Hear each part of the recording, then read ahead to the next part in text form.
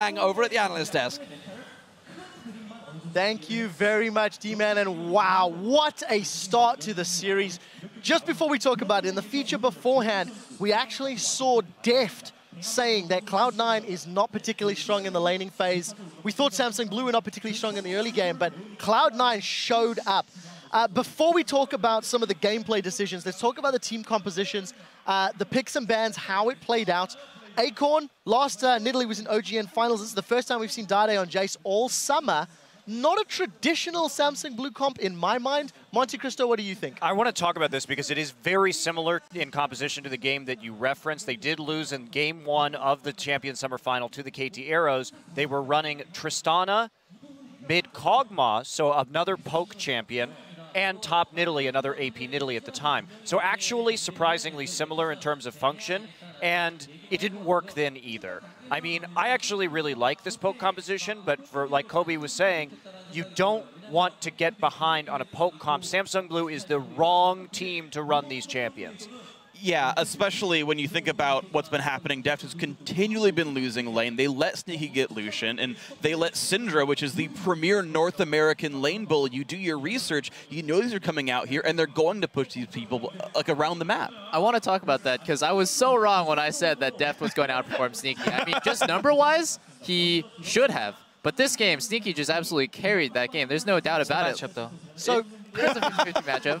Crepo, talk to me about the early game. I know you felt very strongly about Cloud9's level 1 and how they played at the first sort of 4, 5, 6 minutes. So what I want to highlight is the level 1 Cloud9 did. They secured vision on the right side of the map, right, and their left side of the map was completely dark. We saw the same thing for TSM yesterday. However, the difference is Cloud9 realized that if they want to get 2 buffs, they will have to invade the enemy red buff to secure the enemy red and their blue in return. And that smart adaptation was just what won them the game. Yeah, they got lucky that they met Samsung Blue coming into them at the same time, but they realized otherwise if we don't do this, we can get 3 buffs just like the SMS yesterday. And at the same time, Balls, because of that, went late to lane, but he showed up, he duked it out with Nidalee, and just one moment I want to highlight. At one point, any other player would have dodged a spear and possibly had to flash into his tower. No, Balls, he steps into his minion wave, starts trading with Nidalee, tells him, like, yeah, you can't hit your spear, there's minions in the waves. This forced Acorn to, like, jump into the minion wave, then realized he would lose that trade and flash out. So Balls took a losing trade, stepped into his minion wave, won that trade so hard. Acorn didn't realize it because he went into the minion wave, took so much damage, and burned his flash for it. And then after that, Jungle showed up and wasted even more time. Balls was so solid in the top lane this game. Yeah, you mentioned him showing up late to lane. Balls showed up to lane with 5 health potions and a ward. What I love was at level 1, he wards his own Tri-Brush, knowing that Spirit owns that side of the jungle. He knows his own red buff will get taken, at least will be level 3 right behind him, and that ward's already there on time, saves his trinket for level 1 later. And again, yes, takes losing trades at level 1, because the dude's got 5 health potions. He's going to win the long run, and did so. So let's look at Cloud9 individually. I think every single member stepped up this game. I saw very little mechanical misplays really from their members. Let's pull up the first replay that we've got. It's a 1-for-1 in the mid lane. I'm going to throw this one to Double just to talk me through it. But one thing I want to highlight is in the early game, Heart was really the only member of Samsung Blue securing those picks and kills. Roll the clip out and talk me through this, Double. Yeah, he was also the person who was dying the most, but this is just a pretty good hook. Hai should not have been in this position because he knows that his team has dragon control, so he shouldn't be here. And Samsung Blue is making a desperate play, but Sneaky makes it actually a 1-for-1 when it shouldn't be. Samsung Blue should have definitely tanked the culling right there, but definitely Hai's mistake. They should have trade killed. They should have gotten a dragon for free and potentially gotten kills for free. Samsung Blue was making a kind of a desperate play in the right side mid. All right, we do have a lot of content to cover, so I'm going to speed this along to our second replay. Let's pull that right up on your screen.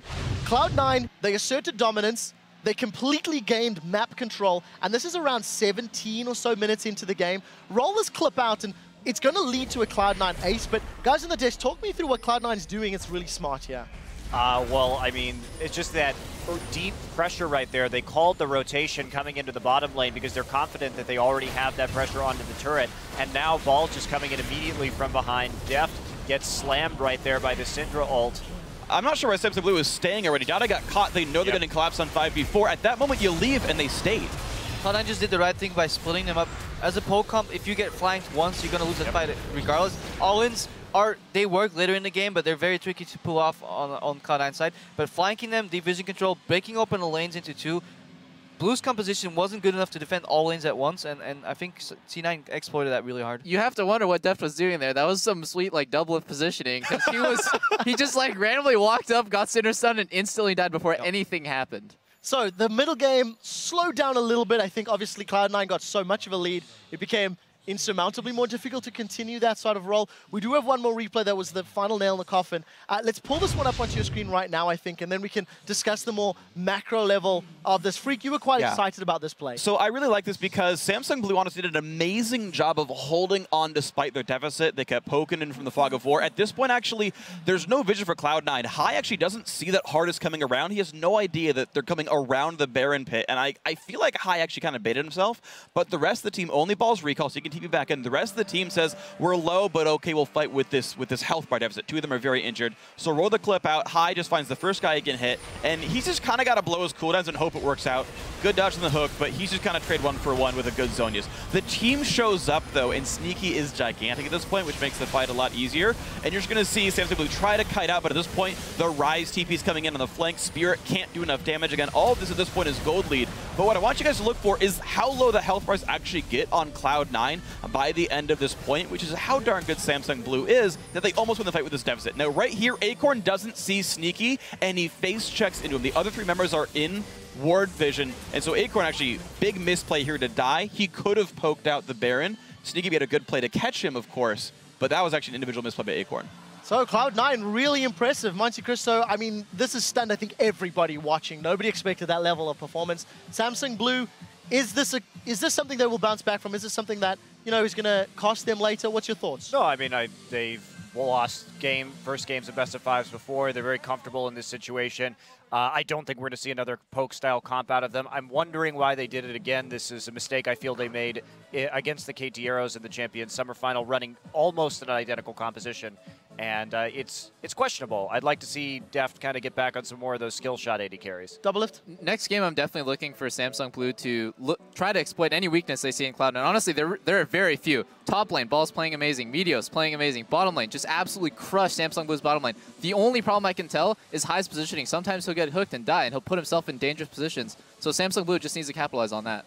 Blue will be purple this time, so I don't see them ban out one jungler and pick up the Kha'Zix, because they should have prioritized Kha'Zix over the Thresh, as we talked about it on the desk off screen here earlier.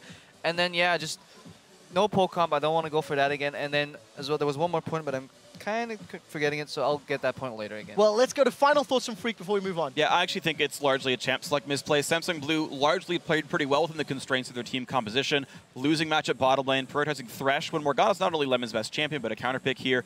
Get off the bad early game AD carries, or just freaking lane swap it like they're prone to do in the first place. Got a laning phase, and Samsung Blue can play Samsung Blue. Actually, that's interesting. Probably the first time we've seen Cloud9 lane swap all game. All right, final thoughts. Yeah, the point was, watch out for Lucian. Don't give Sneaky Lucian, and if you give it to him, as exactly what Freak said, lane swap away from him. All right, we do need to move on, guys, and take a short break when the explosive action will continue in the next game between Cloud9 and Samsung Blue. That happens in 3.5. You guys don't want to miss it.